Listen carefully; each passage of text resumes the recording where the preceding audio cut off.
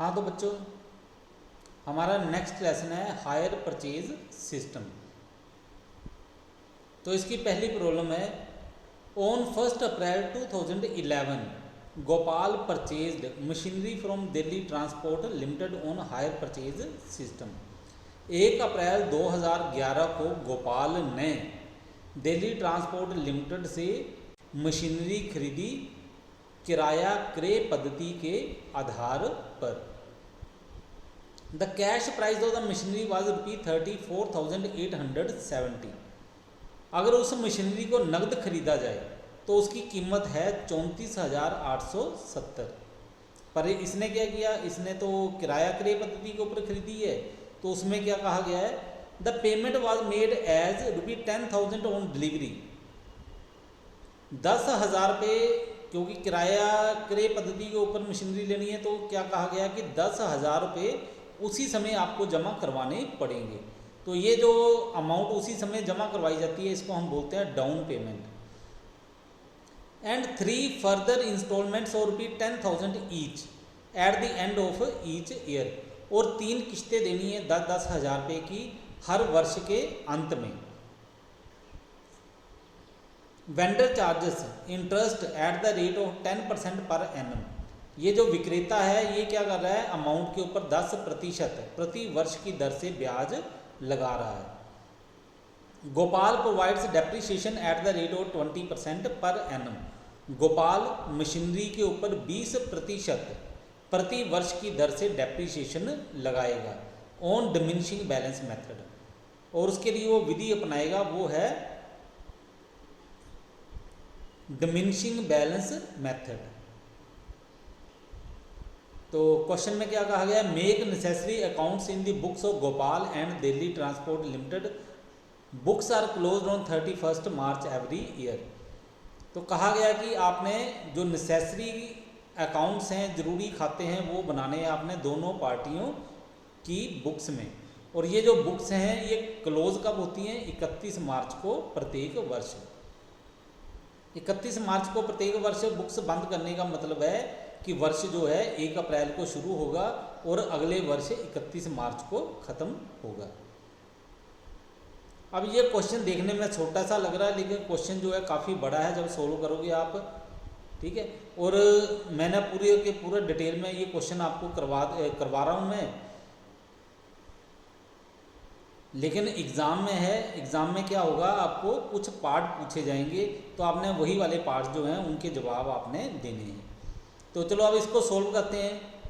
तो सोल्व करने में सबसे पहला क्या काम है हमारा, जो सीखना है हमारे लिए बहुत ज़रूरी है, इसके बिना आप न्यूमेरिकल नहीं कर पाओगे। ये एक छोटा सा टेबल है, कैलकुलेशन ऑफ इंटरेस्ट। अगर आपने ये टेबल बना लिया तो इसका मतलब है न्यूमेरिकल करने में कोई भी मुश्किल नहीं आएगी, न्यूमेरिकल बहुत आसानी से हो जाएगा। तो टेबल जो है, टेबल में देखो कॉलम कौन से हैं, particular, cost price, principal, interest, instalment. और इसमें देखो आप पर्टिकुलर में सबसे पहले cash price of machinery, cash price कितनी है 34,870 लेस डाउन पेमेंट। तो ऊपर आपको क्वेश्चन में बताया था डाउन पेमेंट कितनी है 10,000 रुपये, ठीक है। तो बाकी पैसे कितने बच जाएंगे 24,870 रुपये। डाउन पेमेंट करने के बाद इतना पैसा अभी देने के लिए बच जाएगा। अब नेक्स्ट देखते हैं प्रिंसिपल, ये कैसे आया, ये बाद की बात है, अभी आपको पता नहीं चलेगा। तो सबसे पहले हम यहाँ पे देखते हैं कि इंस्टॉलमेंट कितनी है। इंस्टॉलमेंट है हमारे पास 10,000 रुपये, ठीक है। जो पहली इंस्टॉलमेंट है हमारी वो है 10,000 रुपये। ये कौन सी है, जो हमने डाउन पेमेंट की थी वो वाली। और इसका मतलब है इसमें कोई ब्याज नहीं लगा है, इसमें ब्याज शामिल नहीं है, तो प्रिंसिपल अमाउंट जो है वो भी 10,000 रुपये की ही रहेगी। अब उसके नेक्स्ट देखो, जैसे डाउन पेमेंट कर दी तो इसका मतलब है बाकी पैसे रह गए देने वाले, वो हैं 24,870 रुपये। अब आपने क्या किया, अगले वर्ष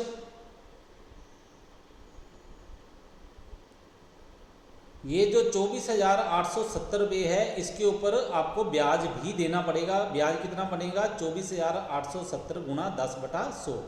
10% की दर से ब्याज है तो 10% की दर से ब्याज आ जाएगा 2,487 रुपये। और इंस्टॉलमेंट कितनी है? 10,000 रुपये। जो पहली किस्त है वो बनती है 10,000 रुपये की। तो इसका मतलब है प्रिंसिपल अमाउंट कितनी है? ये जो 10,000 रुपया है, इसमें क्या है? इसमें ब्याज शामिल है। आपने पहले किया था, कैश प्राइस तो कम था लेकिन किस्तें मिला के पैसे ज़्यादा बन रहे थे, तो इसका मतलब है किस्त के बीच में क्या है? ब्याज शामिल है। तो आप क्या करो, ये 10,000 रुपया है, इसमें से ब्याज 2,487 रुपये माइनस कर दो तो आपके पास आ जाएगी ये प्रिंसिपल अमाउंट। ठीक है, या फिर कैश प्राइस। तो हम यहाँ पे कॉस्ट प्राइस कर रहे हैं, तो हम क्या करते हैं, पहली इंस्टॉलमेंट की जो कैश प्राइस बनती है उसको इसमें से घटा दो, तो हमारे पास बाकी कॉस्ट कितनी रहेगी? वो बच गई 17,357 रुपये। यानी कि अब हमने इतने पैसे देने हैं, 17,357 रुपये, अगर कैश प्राइस के हिसाब से चले तब। ठीक है, लेकिन हमने तो हायर परचेज पे दिया हुआ है, तो इसका मतलब अब इसके ऊपर भी ब्याज लगेगा। ये जो अमाउंट बच गई है कैश प्राइस, इसके ऊपर ब्याज लगाओ। 10,357 मल्टीप्लाई 10/100, तो ये अमाउंट आ गई 1,736 रुपये। तो ये क्या आ गया? ये इंटरेस्ट आ गया जो बाकी पैसे बच गए थे उसके ऊपर। तो आपने सेकंड इंस्टॉलमेंट कितने रुपए की दी है? सेकंड इंस्टॉलमेंट है हमारी 10,000 रुपये की किस्त, ये दे दी।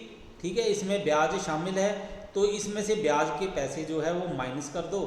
10,000 माइनस 1,736, तो कैश प्राइस की आ गई 8,264 रुपये। तो ये प्रिंसिपल अमाउंट है। तो अब क्या करते हैं, कैश प्राइस और सेकंड इंस्टॉलमेंट है इसको इसमें से लेस कर देते हैं, फिर देखेंगे हमारे पास पैसे कितने बच जाएंगे। 8,264 जो है 17,357 में से माइनस कर दो, हमारे पास बच गया 9,093 रुपये, 9,093।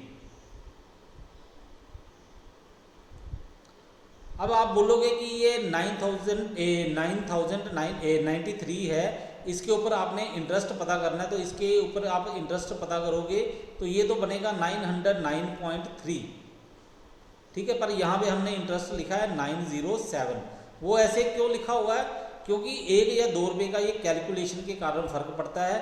तो हमने क्या करना है, इंटरेस्ट जो है वो पूरे का पूरा उतना ही रखना है। इंटरेस्ट कितना था हमारा? वो बना था 5,130 रुपये। ठीक है, तो 5,130 रुपये कैसे बने थे? 40,000 रुपये की आपने किस्तें दे दी और कॉस्ट प्राइस थी उसकी 34,870। 34,870 जो है वो 40,000 में से माइनस करो तो 5,130 रुपये क्या बनता है? वो बनता है ब्याज।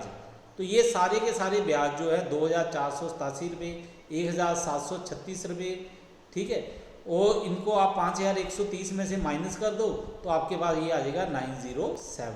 तो आपने क्या करना है, ब्याज जो है इसके बराबर रखना है। इसलिए हमने क्या किया, इसमें परसेंट नहीं निकाला, हमने इसको माइनस करके लिख दिया 907।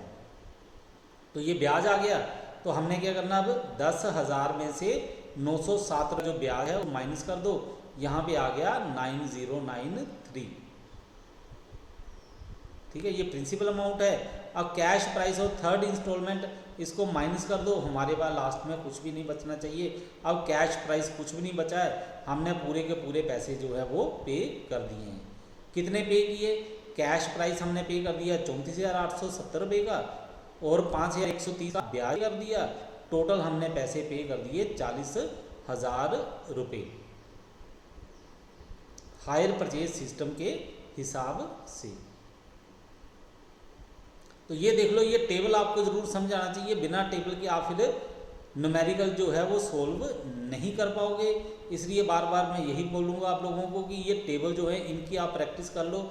आगे आप न्यूमेरिकल करोगे, न्यूमेरिकल करना कोई मुश्किल नहीं है, बिल्कुल आसान सा है।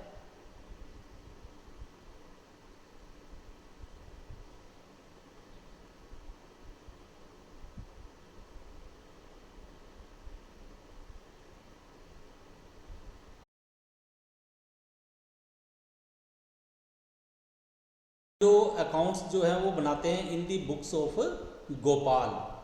गोपाल कौन है? ये है हायर परचेजर। तो इसकी बुक में सबसे पहला अकाउंट बनेगा हमारे पास मशीनरी अकाउंट। तो ये मशीनरी अकाउंट कोई मुश्किल नहीं है, बिल्कुल जैसे आपने वो डेप्रीशिएशन के चैप्टर में मशीनरी अकाउंट बनाते थे, बिल्कुल वैसे का वैसे ही बनाना है। तो 2011 में देखो आपने अप्रैल 1 को मशीनरी कितने रुपए की खरीदी थी? टू कैश अकाउंट 34,870 रुपये की। ठीक है, ये गलती नहीं करनी, यहाँ पे 40,000 नहीं लिखना, वो मशीन 40,000 की नहीं है, मशीन है 34,870 रुपये की। फिर उसके बाद 2012 में 31 मार्च को आपने डेप्रीशिएशन लगा देना है 20% के हिसाब से, तो ये बनेगा 6,974। उसके next by balance carry down 27,896। तो यहाँ पे कोई मुश्किल नहीं होगी, इसलिए मैं 2012-2013 के बारे में ज़्यादा नहीं समझाऊंगा, ये आपने किया हुआ है, अच्छी तरह से आपको समझ आ जाएगा। ठीक है, डेप्रीशिएशन की अमाउंट इसलिए चेंज हो रही है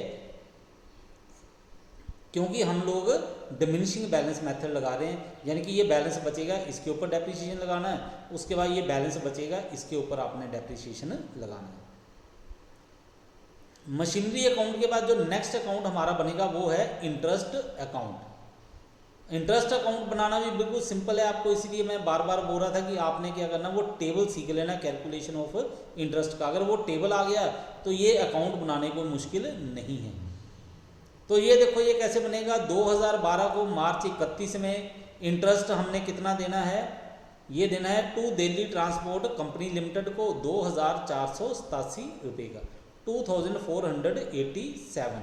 और इसको हमने क्या किया 2012 में मार्च 31 में ट्रांसफ़र कर दिया प्रॉफिट एंड लॉस अकाउंट में, by profit and loss account 2,487 रुपये, 2,487। ये आपने टेबल में देखा था इंटरेस्ट, एक बार फिर आपको मैं इंटरेस्ट दिखा देता हूँ। ये 3 अमाउंट है इंटरेस्ट की, ये तीनों की तीनों वहाँ पे हमने कैलकुलेट की हैं। ये देख लो एक बार इंटरेस्ट का टेबल जो है, ये देखो ये टेबल है इंटरेस्ट का।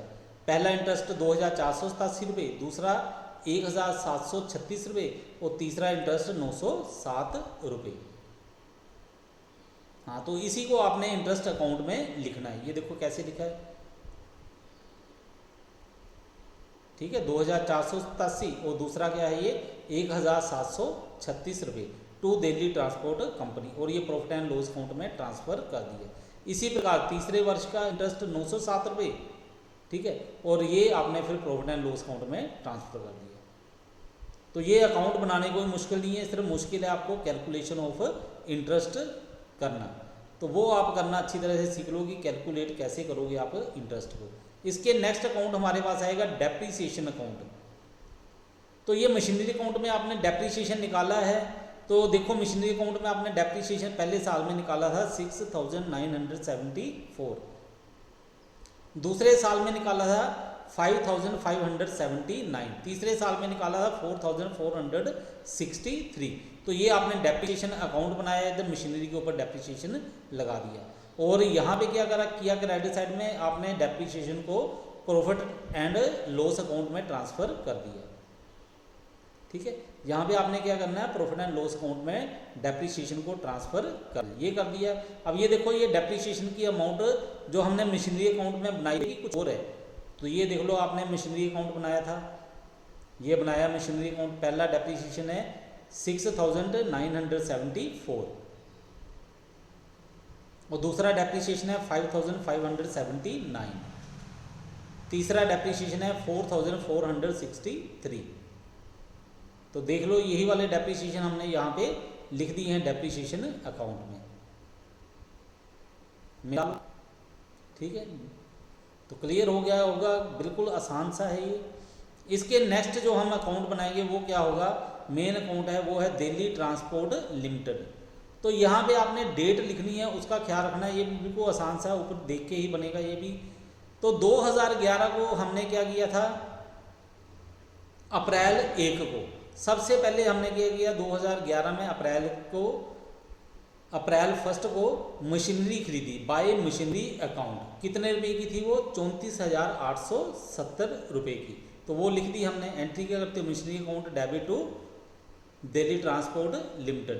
तो ये 34,870 रुपये की मशीनरी थी, ये हमने खरीदी। तो ये ख्याल रखना आपने यहाँ कैश प्राइस ही लिखना है। फिर उसके बाद 2011 को अप्रैल 1 को आपने क्या किया, जैसे ही मशीनरी खरीदी आपने डाउन पेमेंट कर दी, तो उसकी एंट्री होगी टू कैश अकाउंट 10,000 रुपये। उसके नेक्स्ट 2012 में 31 मार्च को क्या किया, इंटरेस्ट आपने कैलकुलेट किया था, इंटरेस्ट भी पे करना था आपने, तो आगे इंटरेस्ट अकाउंट 2487। तो ये ब्याज लगा के आपने इंस्टॉलमेंट के पैसे दे दिए मार्च 31 को टू कैश अकाउंट 10,000 रुपये। ये जो आपने पहली किस्त दी है, ऊपर डाउन पेमेंट थी और ये वाली फर्स्ट इंस्टॉलमेंट। बाकी आप देखो मार्च 31 को टू बैलेंस ब्रो डाउन 17,357, यानी कि इतने पैसे अभी और रह गए हैं देने के लिए। इसके नेक्स्ट अब ये बैलेंस ब्रो डाउन है 2012 में अप्रैल 1 में बाय बैलेंस ब्रो डाउन बन गया, ठीक है। और उसके बाद 2013 को जैसे वो वर्ष खत्म हुआ 31 मार्च को, आपके पास आ गया बाय इंटरेस्ट अकाउंट। इंटरेस्ट आपने कैलकुलेट किया था 1,736 रुपये। अब क्या किया 2013 में मार्च 31 को जो लास्ट डेट थी, आपने इंस्टॉलमेंट दे दी दूसरे वाली टू कैश अकाउंट 10,000 रुपये की इंस्टॉलमेंट पे कर दी। बाकी पैसे कितने के रह गए देने के लिए, वो बची 9,093 टू बैलेंस कैरी डाउन 9,093। इसके बाद ये जो बैलेंस कैरी डाउन है यही वाला 2013 को अप्रैल 1 में टू बैलेंस ब्रो डाउन बन गया 9,093। और 2014 में मार्च 31 को, ठीक है, इंटरेस्ट आपका अराइज हुआ है, वो कितना हुआ बाय इंटरेस्ट अकाउंट 907। ये आपने कैलकुलेट किए हुए हैं ऊपर सारे के सारे, इसलिए बोल रहा था कि कैलकुलेशन ऑफ इंटरेस्ट अच्छी तरह से सीख लो, क्योंकि वो आपने सीखा होगा तभी आप ये अकाउंट बना पाओगे अच्छी तरह से। इसके बाद आपने क्या करना है, इंस्टॉलमेंट पे कर देनी है। मार्च 31 को लास्ट इंस्टॉलमेंट थी टू कैश अकाउंट, वो आपने पे कर दी 10,000 की, ठीक है। तो अब बैलेंस कुछ भी आपके पास नहीं बचा है। तो ये आपने अकाउंट बनाने थे हायर परचेजर की बुक्स में। अब आपको कहा गया है कि in the books of Delhi transport limited, vendor की बुक्स में भी बनाओ। तो वेंडर कौन सा अकाउंट बनाएगा, वो बनाएगा गोपाल अकाउंट, ठीक है, जिसने खरीदा है उसके नाम से बनाएगा। तो ये अगर आप ध्यान से देखो, ये सारी की सारी एंट्रियां बिल्कुल सेम वैसी हैं जो आपने अभी ऊपर की हैं। ये देखो, ये यहाँ पे जो क्रेडिट में लिखा था, यहाँ पे जो कुछ भी है क्रेडिट में देखो दिल्ली ट्रांसपोर्ट लिमिटेड है, यहाँ पे क्रेडिट में देखो machinery account, interest account, balance brought down interest, by balance brought down by interest. तो ये सारे का सारा आप देखो ये डेबिट साइड में लिखा होगा। सिर्फ यहाँ पे मशीनरी की जगह आया है अप्रैल 1 को to hire sales account, amount देखो वही वाली है, interest, balance brought down interest, balance brought down interest, देखो सारे का सारा वही है, यहाँ कोई भी मुश्किल नहीं है। इसी प्रकार अगर अब आप उसकी डेबिट साइड देखोगे दिल्ली ट्रांसपोर्ट लिमिटेड की, ये क्या लिखा है, to cash balance brought down cash, balance brought down cash, ठीक है। ये जो अमाउंट है इसको भी नोट करो 10,000, ठीक है। तो ये सारी की सारी हमने क्या किया क्रेडिट साइड में लिख दी है, ये देखो, ठीक है। तो ये एंट्रियां उलट क्यों हुई, उसका कारण ये था कि वो भी पर्सनल अकाउंट है, ये भी पर्सनल अकाउंट है, ठीक है। उसने पैसे देने थे और इसने पैसे लेने थे वेंडर ने, ठीक है, इसलिए वो आपने उधर पढ़ा भी हुआ है, उसके लिए डेबिट है तो दूसरे के लिए क्रेडिट है। इसलिए आसान तरीका इस अकाउंट बनाने का ये है कि आप इसको उलट एंट्री कर दो, डेबिट को क्रेडिट, क्रेडिट को डेबिट। तो इसके नेक्स्ट जो अकाउंट बनेगा वो है इनकी बुक्स में, वो है इंटरेस्ट अकाउंट। तो इसको देखो ये भी बिल्कुल उसी तरह से है जैसे आपने पहले इंटरेस्ट अकाउंट बनाया था, लेकिन यहाँ पे इस तरह से है, ठीक है।